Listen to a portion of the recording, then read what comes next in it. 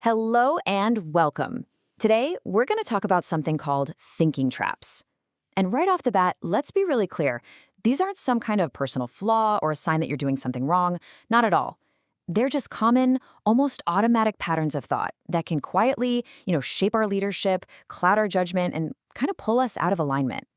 So our goal here is simple, to bring them out into the open.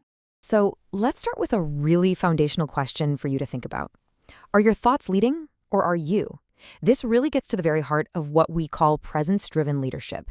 It's that core difference between moving through your day with real intention versus just being carried along by these automatic, unexamined thoughts. You can almost imagine these automatic thought patterns like an unseen current in a river, If you're not aware of it, this current can just pull you into reactivity or defensiveness or just poor judgment. Now, the work isn't to try and stop the current. That's pretty much impossible.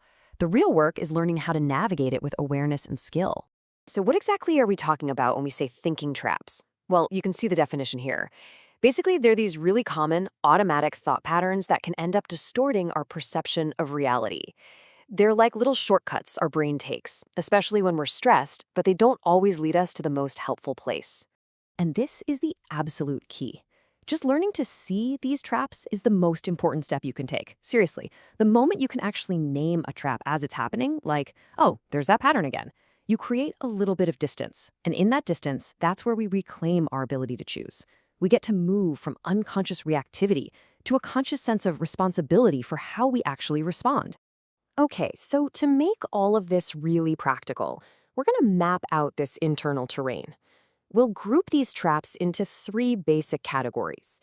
It just makes them a whole lot easier to spot when they show up in your day-to-day. Let's dive into the first one.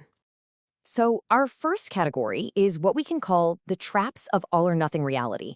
This is where we get forced into seeing the world in extremes. It's where all the nuance just disappears, and everything gets flattened out into these rigid opposite poles. A classic example here is black and white thinking. In a leadership context, this might sound like seeing a project as either a total success or a complete disaster. Or maybe seeing a team member as absolutely brilliant or totally incompetent.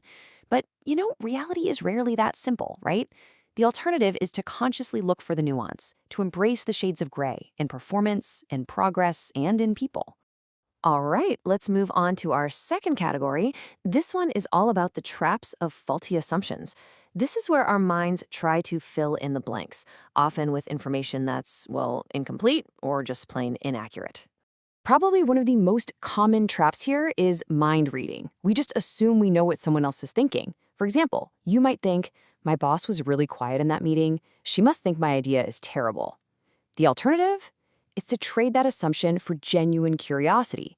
Instead of just making up a story in your head, we can actually ask clarifying questions, or at the very least, just consider that there are other possibilities. And our third and final category for today focuses on the traps of unfair standards. This is all about those unrealistic or overly critical expectations that we tend to place on ourselves and sometimes on other people too. This is really the home of that tough inner critic.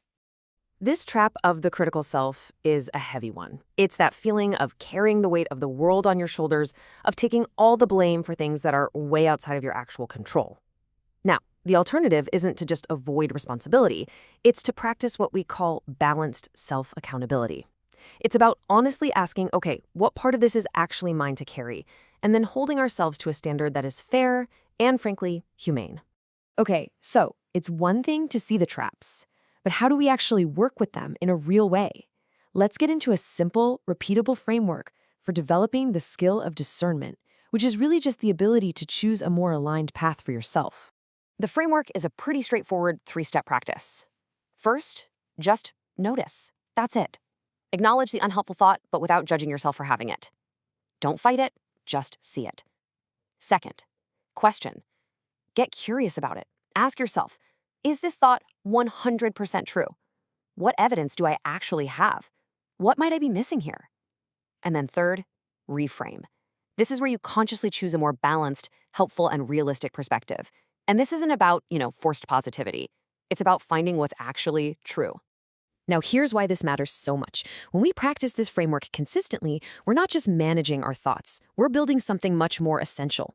internal authority. This is your capacity to self-govern your own focus and your own responses, to be able to consciously choose how you show up, rather than just being dictated to by an automatic thought or an external pressure. So this isn't just some intellectual exercise, right? The whole goal here is to integrate this awareness into our daily leadership practice. Let's look at how we can actually move from just having the insight to putting it into action. Let's make this really practical. I've got a reflection prompt for you.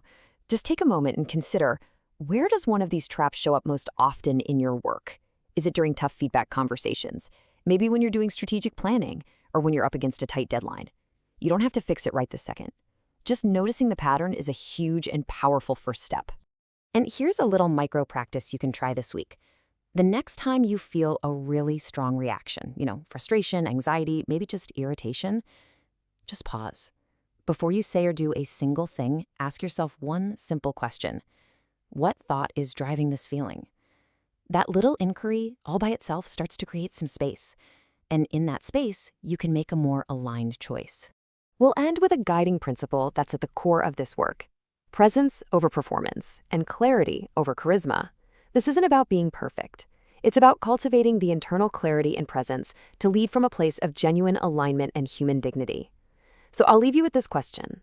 What one small step can you take today to choose presence over performance?